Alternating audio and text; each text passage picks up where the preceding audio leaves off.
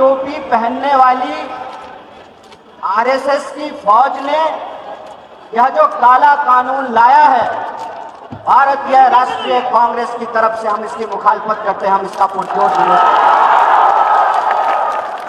और दूसरी बात,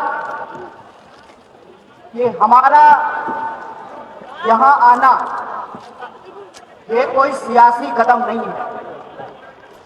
हम सिर्फ और सिर्फ उस वादे को निभाने के लिए यहां आए हैं जो वादा इस देश में गांधी ने मौलाना अबुल कलाम आजाद को किया था। हम उस वादे को निभाने के लिए आए हैं और वो वादा ये है कि गांधी कहते हैं, रघुपति राघव राजा राम, पतित पावन सीताराम, ईश्वर अल्लाह तेरो नाम, सबको सम्मति दे भगवान। हम सबकी सम्मति के लिए और हम आपसे माफी मांगते हैं कि इस देश में सेक्युलरिज्म को बचा के रखने की जिम्मेवारी हमारे कंधों पर थी। गांधी के देश में गोड से गद्दी पर बैठा है, इसके लिए हम आपसे माफी मांगते हैं। लेकिन हम आपसे वादा करते हैं कि अगर इस मुल्क में एक बार फिर से राम प्रसाद बिस्मिल और अशफाकुल्लाह खान की दोस्ती कायम होगी तो हम इनको जरूर हराएंगे। और इसी अजीमाबाद की धरती पर बिस्मिल अजीमाबादी ने कहा था, सरफरोशी की तमन्ना अब हमारे दिल में है, देखना है चोर कितना बाजू कातिल में है। चाहे इसकी जो भी कीमत चुकानी पड़े, खुले मन से पूरे देश की आवाम को कांग्रेस पार्टी की तरफ से मोहब्बत का ये पैगाम है कि सियासत में जितनी भी शिकस्त मिले मंजूर है, लेकिन सत्य के साथ समझौता नहीं करेंगे, इस देश के संविधान के साथ समझौता नहीं करेंगे। और तीसरी और आखिरी बात, ये कभी मत सोचना कि कोई लड़ाई एक कौम की लड़ाई है। ये कभी मत सोचना कि इंसाफ की लड़ाई एक धर्म को मानने वालों की लड़ाई है। ये कभी मत सोचना कि न्याय की लड़ाई एक जहदी को कायम करने की जिम्मेवारी सिर्फ रहमान के कंधे पे है, बल्कि एक जहदी को कायम करने की जिम्मेवारी राम के भी कंधे पे है। इस बात को याद रखना। इसीलिए वक्त के खिलाफ यह जो साजिश रची गई है, उस संबंध में आप एक बात जान लीजिए, आज तुम्हारी बारी है, कल बारी हमारी है। और मैं एक बात बोल करके अपनी बात को खत्म करूंगा। मैं आपको याद दिलाना चाहता हूं, जब 370 हटाया जा रहा था, तब हमारे व्हाट्सएप पे मैसेज आता था, शाबाश मोदी जी, अब तो हम डल लेक के सामने जमीन खरीदेंगे। मेरे टोले मोहल्ले के लोगों, बताओ कितनी जमीन तुमने डल लेक के सामने खरीदी है, बता दो जरा हमको। जब CA/NRC आया, तब फिर हमारे व्हाट्सएप ग्रुप पर मैसेज आया कि जो घुसपैठिए हैं उनको भगा करके उनका मकान और दुकान हमको दे दिया जाएगा। बता दो कितना मकान और दुकान तुमको मिला है।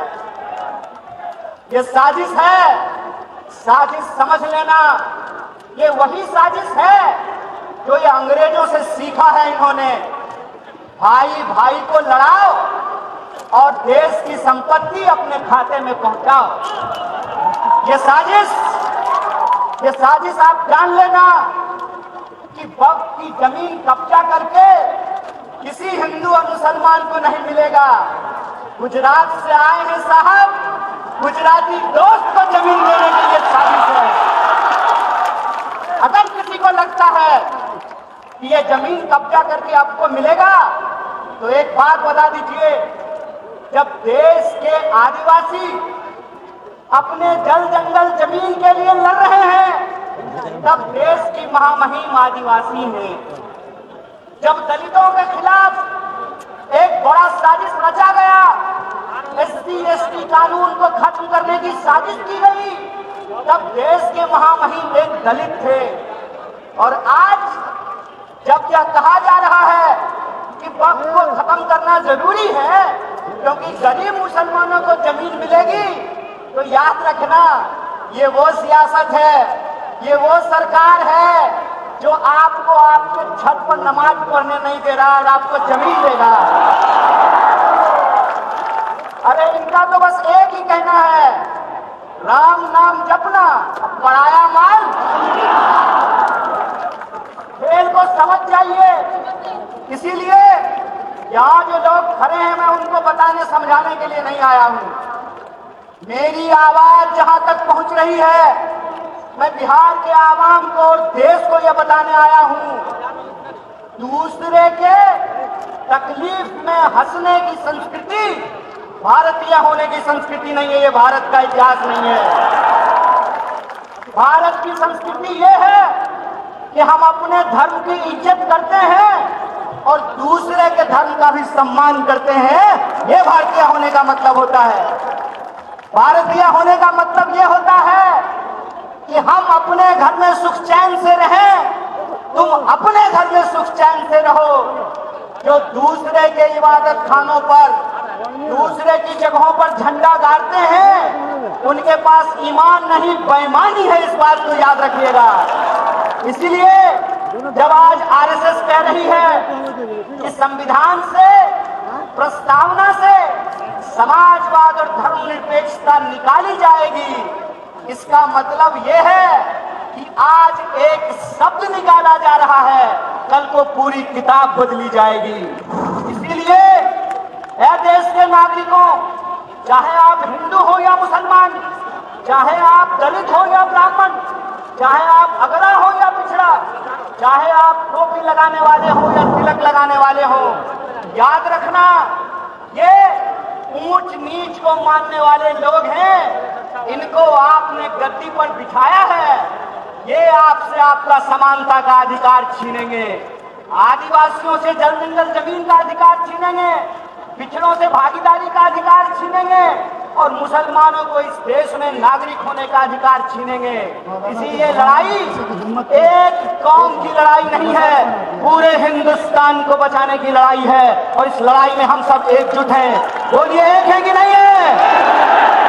तो आप हमारे साथ एक नारे को बुलंद कीजिए, उसके बाद हम अपनी बात को खत्म करेंगे। इस काले कानून के खिलाफ हमारी एक जहदी प्रदर्शित होनी चाहिए। अशफाकुल्लाह खान और राम प्रसाद बिस्मिल की दोस्ती कायम होनी चाहिए। तो आप हमारे साथ आवाज को बुलंद कीजिए। आवाज